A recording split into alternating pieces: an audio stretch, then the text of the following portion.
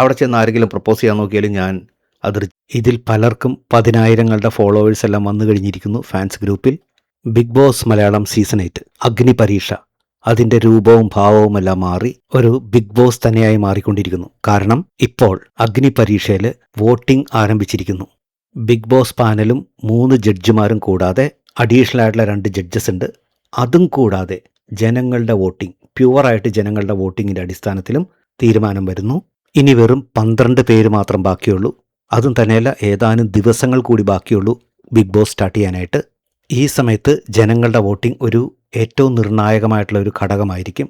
ഈ 12 പേർക്കും ഫാൻസ് ഗ്രൂപ്പുകൾ വരും. PR പണി തുടങ്ങിക്കഴിഞ്ഞു. ഇതിൽ പലർക്കും 10,000ങ്ങളുടെ ഫോളോവേഴ്സ് എല്ലാം വന്നു കഴിഞ്ഞിരിക്കുന്നു ഫാൻസ് ഗ്രൂപ്പിൽ.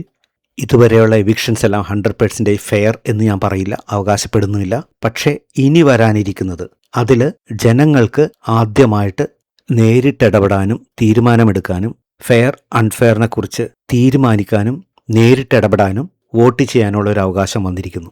ചുരുക്കം പറഞ്ഞാൽ ബിഗ് ബോസ് സ്റ്റാർട്ട് ചെയ്യുന്നതിന് മുമ്പ് അഗ്നി പരീക്ഷയിൽ വോട്ടിംഗ് സ്റ്റാർട്ട് ചെയ്തിരിക്കുന്നു. ജനങ്ങളുടെ പങ്കാളിത്തം ഇൻട്രാക്റ്റീവായിട്ട് ഉറപ്പാക്കുക എന്നതാണ് ഇതിൻ്റെ ലക്ഷ്യം. നിങ്ങൾക്കെല്ലാവർക്കും വോട്ടിംഗ് സ്റ്റാർട്ട് ചെയ്തത് ഇഷ്ടപ്പെട്ടു എന്ന് വിശ്വസിക്കുന്നു. നിങ്ങളുടെ അഭിപ്രായങ്ങളും നിർദ്ദേശങ്ങളും കമൻറ്റായിട്ട് രേഖപ്പെടുത്തൂ. നമുക്ക് ഡിസ്കസ് ചെയ്യാം. പുതിയൊരു വീഡിയോയുമായിട്ട് നമുക്ക് വീണ്ടും കാണാം. Bye bye, take care.